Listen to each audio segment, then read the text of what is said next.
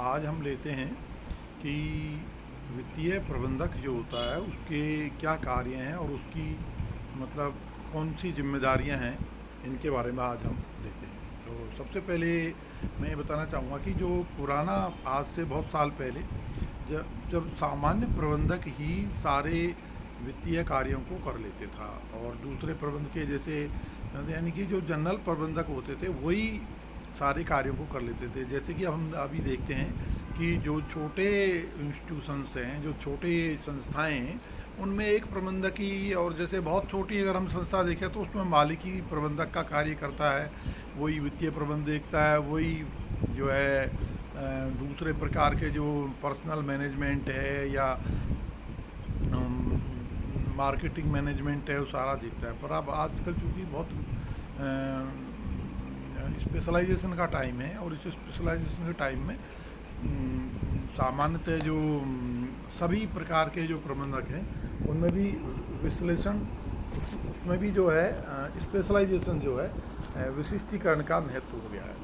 तो आजकल जो है जो वित्तीय प्रबंधक है वो केवल वित्तीय से संबंधित ही कार्यों को देखता है। पहले अभी से कुछ समय पहले की बात करें तो एक वित्तीय प्रबंधक से आज से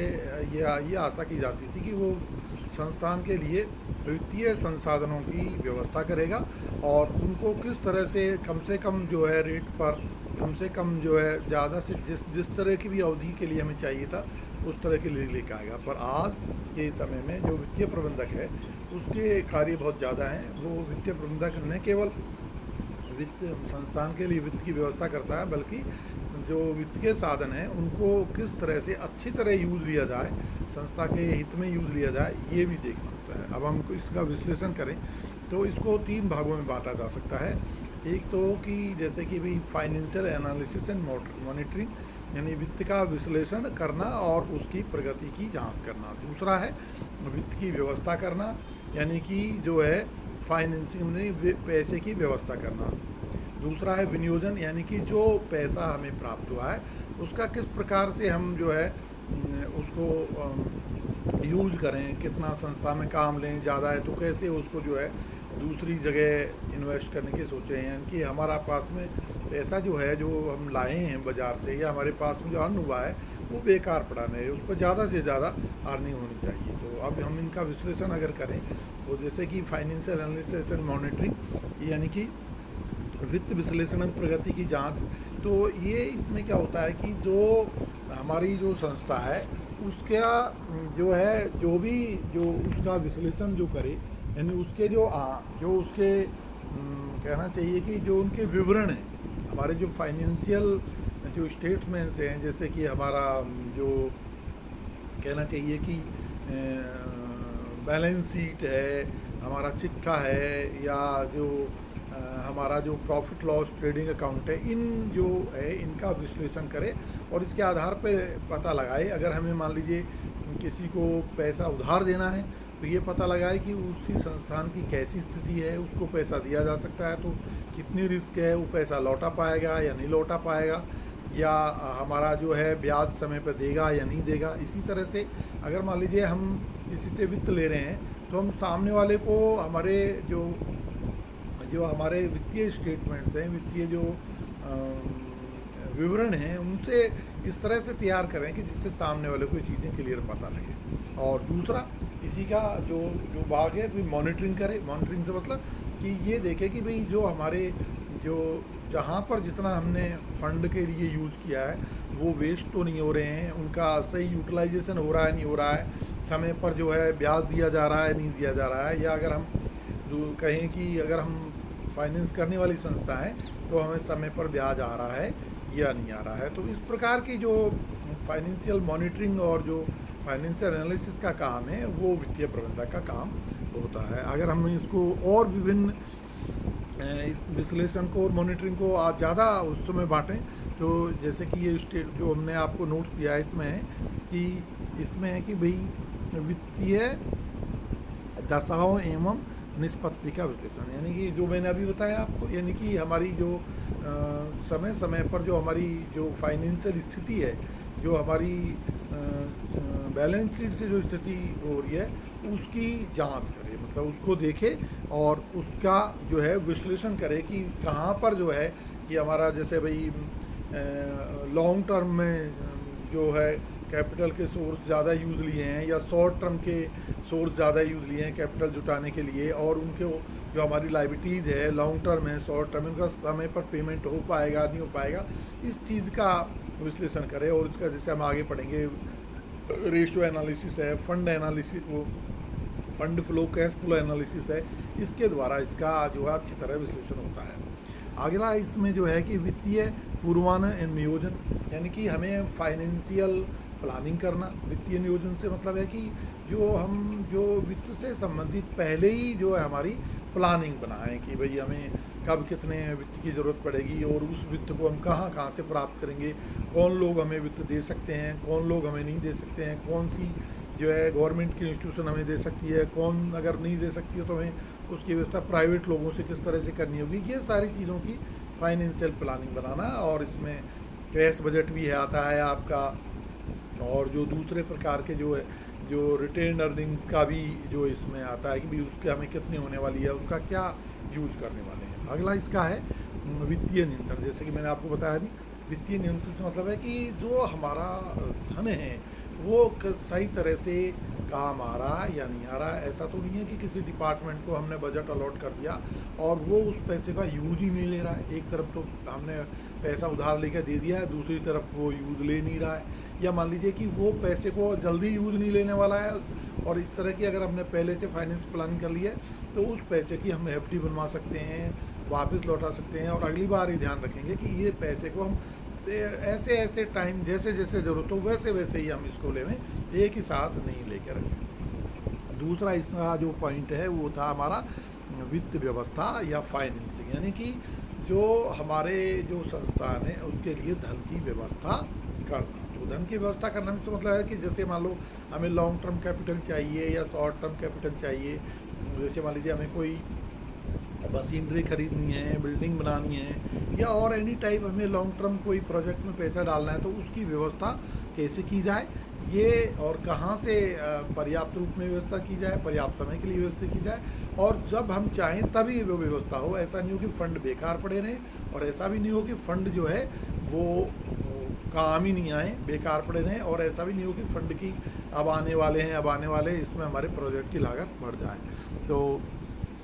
ये इसके हम और डिटेल से अगर हम देखें तो ये 3 पॉइंट से देख सकते हैं। पहला पॉइंट है वित्तीय साधनों का आदर्श संयोग का चुनाव, मतलब यानी कि जैसे हमें मान लीजिए 100 करोड़ रुपए चाहिए अभी जो है, तो वो 100 करोड़ में कितने जो है वो हमें लोन कैपिटल से लेने हैं, कितने इक्विटी कैपिटल से लेने हैं, कितने हमारी रिटेन अर्निंग है उनके द्वारा फाइनेंसिंग होगी,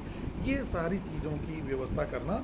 और इसका विश्लेषण करना मेन इसमें आता है। दूसरा नंबर का इसमें है वित्त प्राप्ति की शर्तें, ये बहुत ज़रूरी होता है। जैसे ज़्यादातर हम बैंक में जाते हैं और धन प्राप्त करते हैं तो बहुत छोटी छोटी शर्तें हमें बताते हैं जिनमें कि बहुत कुछ लिखा रहता है। तो ये यानी कि कब जो है ब्याज लगेगा, ब्याज चक्रवृद्धि लगेगा या सिंपल लगेगा, या इस तरह की जो चीज़ें हैं कि वित्त प्राप्ति टाइम पे होगी कि नहीं होगी, कैसे उसको लौटाया जाएगा, ब्याज कब लौटाया जाएगा, ये और पैसा कब लौटाया जाएगा, ये सारी शर्तें हैं। इन शर्तों का जो तय करना हमारे संस्थान के हित में, ये भी हमारा जो है वित्तीय प्रबंधक करता है। और एक है अगला लाभों का वितरण और प्रतिधारित अर्जनों के संबंध में। तो लाभों का वितरण से मतलब है कि जैसे हमें अगर मान लीजिए संस्थान को लाभ प्राप्त होता है तो एक तरह की वो हमारे जो पैसा हमें प्राप्त होता है उस पैसे को हम चाहें तो हमारे संस्थान में काम ले सकते हैं, चाहें तो हमारे शेयर होल्डर्स को दे सकते हैं। जैसे मान लो एक साझेदारी फर्म है, उसने मान लो जो कि 1 साल में 1 करोड़ रुपए कमाई, अब चाहें तो वो 1 करोड़ रुपए को साझेदार आपस में बांट सकते हैं, चाहें तो उस पैसे को दोबारा से यूज़ ले सकते हैं। तो ये जब हमारी संस्थान की जो हमारा जो कंपनी है उसकी लंबी प्लानिंग होगी, या हमारी जो संस्था है उसकी लंबी प्लानिंग हो, तभी हम कर पाएंगे कि भाई ये जो प्रतिधारित अर्जन है जो कि हमारा पैसा है इसको कितने को रोका जाए, कितने को हमको इसमें बांटा जाए। इसी प्रकार से अगला जो पॉइंट है वो है वित्तीय नियंत्रण। तो वित्तीय नियंत्रण का अभी हम बताते हैं आपको। वित्तीय नियोजन। नियोजन क्या मतलब है कि इस पैसे का हम कैसे यूज लें। जैसे मान लीजिए हमारे को अभी जो है बैंक ने लोन सैंक्शन कर दिया है और वो लोन हमें आके हमारे खाते में जमा हो गया है। अब हम क्या करेंगे, अब उसको धीरे धीरे साल भर यूज़ करेंगे। जबकि अगर हमारी फाइनेंसिंग प्लानिंग होती तो हम बैंक से कहते हैं कि हम आपसे टाइम टाइम पर पैसे की डिमांड करेंगे, या फिर हमें ऐसे शर्तें तय कर लेंगे जब भी हम पैसे का यूज करेंगे तभी हम जो है उसको ब्याज देंगे, अदरवाइज उसका ब्याज नहीं देंगे। तो यानी कि जो पैसा जो हमें प्राप्त हुआ है उसका किस प्रकार से बढ़िया तरीके इन्वेस्टमेंट किया जाए, मतलब किस तरह से हमारे संस्थान में लगाया जाए, या संस्थान में नहीं लगाएं तो उसको अगर ज़्यादा पैसा है तो या इसको शॉर्ट टर्म ट्रेजरी बिल्स में काम ले सकते हैं। जो आजकल तो सारे बैंक जो है वो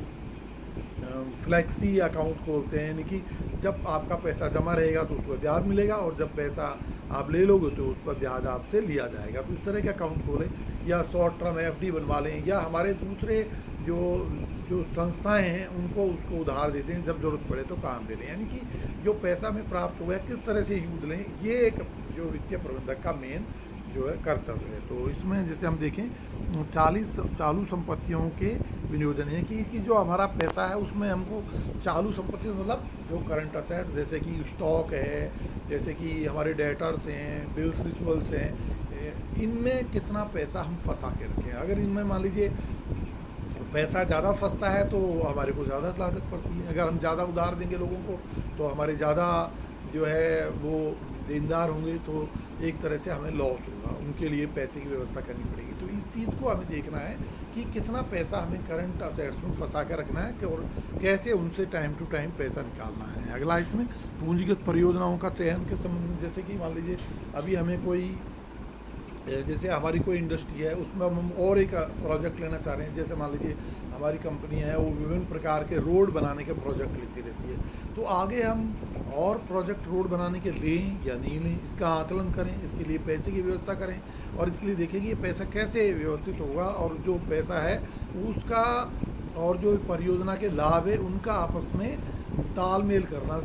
जिसे बोलते हैं कोऑर्डिनेशन करना, जिससे कि हमें पता लगे कि ये जो कार्य हमारे लिए नुकसानप्रद होगा या फ़ायदेमंद होगा। अगला है कंपनी की पुनर्संरचना के संबंध में, तो ये बहुत इम्पोर्टेंट है। इसमें भी जो है हमारे इसका योगदान होता है। फाइनेंशियल मैनेजमेंट ही आजकल जो मैनेजर ही है वो इस चीज़ को देखता है कि जैसे मान लीजिए हम एक दूसरी कंपनी खरीद रहे हैं, तो उस कंपनी खरीद रहे हैं तो उसके जो दूसरी कंपनी जो है उसकी असेट्स का, उसकी लायबिलिटीज़ का अंदाज़ा लगाना, और अगर मान लीजिए दूसरी कंपनी के शेयर होल्डर्स भी हैं तो उनकी स्थिति देखना, दूसरी कंपनी के जो कर्मचारी है वो हमारे आएंगे तो किस प्रकार से एडजस्ट होंगे। ये जो जिसे कहते हैं कि यानी कि जो कंपनी का संविलीन होता है, मतलब एक कंपनी दूसरी कंपनी दोनों मिलकर एक हो जाती है। या कई बार हम कंपनी का जैसे मान लो रिकंस्ट्रक्शन भी करते हैं, कंपनी का जो है पेड अप कैपिटल बढ़ाते हैं, फाइनेंशियल कैपिटल बढ़ाते हैं, तो इससे ये सारी जो चीज़ें हैं, या कंपनी का लिक्विडेशन हो जाता है यानी कंपनी दिवालिया हो जाती है, तो ऐसे समय भी जो वित्तीय प्रबंधक है उसके बहुत सारे कार्य होते हैं और ये सारे कार्य उन्हीं को करने पड़ते हैं। तो ये एक हमारा जो है वित्तीय प्रबंधक के कार्य हमने देखे आज के समय में। अब लेते हैं हम वित्तीय प्रबंधक को जो है कि क्या ड्यूटीज़ हैं जो कि वो निभाने की उससे आशा की जाती है। तो इसमें हम लेते हैं आधुनिक समय में कि लागतों एवं आगमन संतुलन, यानी कि जो हमारी लागत आ रही है संस्था में, हालांकि ये हमारा प्रोडक्शन मैनेजर का काम है, फिर भी जो है कि इसके हिसाब से, और आगम यानी रेवेन्यू यानी सेल्स जो है वो मुख्य रूप से हमारा विक्रय मैनेजर देखता है। पर इन दोनों चीज़ों का जो कोऑर्डिनेशन है कि भाई लागतों के हिसाब से जो है हमारी जो बिक्री की राशि है वो सही है, नहीं है, कमी है, ज़्यादा है, ये चीज़ें जब देखेंगे तभी जो है कंपनी की प्रॉफिटेबिलिटी हम देख सकते हैं। तो ये चीज़ों को देखने का जो है जिम्मेदारी जो होती है वो इसकी होती है। और जो भाई विनियोजित पूंजी पर प्रत्याय, मतलब यानी कि विनियोजित मतलब जो पैसा हमने संस्थान में कुल मिला के लगा रखा है वो हमारी एम्प्लॉयड कैपिटल एम्प्लॉयड बोलते हैं या विनियोजित पूंजी बोलते हैं। अब इस पर एक पर्याप्त मात्रा में हमको रिटर्न या पर्याप्त मात्रा में लाभ मिल रहा है नहीं मिल रहा है। जैसे हमने मान लो 100 करोड़ लगा रखे हैं कंपनी में और मान लीजिए कि हमें 2 करोड़ ही मिल रहे हैं और हम खुश हो रहे हैं 2 करोड़ मिल रहे हैं, जबकि हम देखेंगे कि 2% ही हुआ, ये तो बहुत ही कम हुआ। कम से कम 8-7% तो मिनिमम होना चाहिए। तो यानी कि जो हमारी जो पैसे लगा रखे हैं कंपनी में सारे मिला के हमने लगा रखे हैं, शेयर होल्डर्स ने लगा रखे हैं, जैसे भी लगे हुए हैं, चाहे भले ही हमने उधार लेकर लगा रखे हैं, इन पर पूरा पैसा हमको पूरा जो है प्रॉफिट मिल रहा है या नहीं मिल रहा है, ये देखने की जिम्मेदारी वित्तीय प्रबंधक की है। वित्त के उपयोग को का नियंत्रण, वित्त के उपयोग से मतलब है कि जो हमने पैसा इकट्ठा किया है ये सही मात्रा में यूज आ रहा है कि नहीं आ रहा है। जैसे मान लो हमने सेल्स डिपार्टमेंट को सेल्स प्रमोशन को कुछ बजट दिया हुआ है, पैसा दिया है, अब सेल्स प्रमोशन जो है उसकी बाद में कोई अच्छी स्कीमें नहीं है और वो अपने कर्मचारियों पर ही भत्ते वगैरह पे पैसे करते हैं, ये पैसे का वेस्ट हो रहा है। तो ये देखने का कि भाई जो हमारा पैसा है वो सही यूज आ रहा है नहीं आ रहा है, ये वित्तीय प्रबंधक का कार्य है। और कानूनों का पालन, तो वित्त से संबंधित जो कानून है कि भाई कितनी हमें पेड अप कैपिटल रखनी चाहिए, कैसे ऑथराइज कैपिटल है उसको बढ़ाना चाहिए, ये सब कार्य भी जो है उनकी जो नियम है इनका पालन करवाने का जो है, जैसे कि भाई हमारा जो इनकम टैक्स है या जीएसटी कानून है, इनका भी पालन कराने का मुख्य कार्य है, या जो कंपनी लॉ के कंपनी बोर्ड के जो कार्य हैं उनका भी पालन कराने का कार्य मुख्य रूप से वित्तीय प्रबंधक का ही होता है। ये जिम्मेदारी भी इसकी होती है। लेनदारों के यानी कि लेनदारों के हितों की सुरक्षा, जो कंपनी के लेनदार हैं वो सबसे ज़्यादा डेलीगेट चीज़ है, क्योंकि अगर मान लीजिए कंपनी के लेनदार हैं उनको समय पर ध्यान नहीं रखा जाएगा, उनको समय पर भुगतान नहीं किया जाएगा तो वो दूर हट जाएंगे और धीरे धीरे कंपनी की रेपुटेशन ख़राब हो जाएगी। तो यानी कि लेनदार है उनके बारे में सोचना, उनके हितों को संरक्षण रखना, उनको खुश रखना, उनको टाइम टू टाइम जो है संभालने का कार्य या इसकी जिम्मेदारी भी मुख्य रूप से वित्तीय प्रवृत्ति होती है। कर्मचारियों के हितों का संरक्षण एवं प्रोत्साहन, यानी कि जो हमारे कर्मचारी है उनको समय पर पैसा सैलरी मिल रही है नहीं मिल रही है, उनको पर्याप्त रूप से पैसा मिल रहा है नहीं मिल रहा है, उनकी एक्सपेक्टेशंस के हिसाब से मिल रहा है नहीं मिल रहा है, ये कार्य भी मुख्य रूप से वित्तीय प्रबंधक का होता है। यानी कि ये दायित्व जो है वित्तीय प्रबंधक होता है। थैंक यू, ये हमने लिया। अब हम अगले बार जो दूसरा चैप्टर लेंगे। ओके।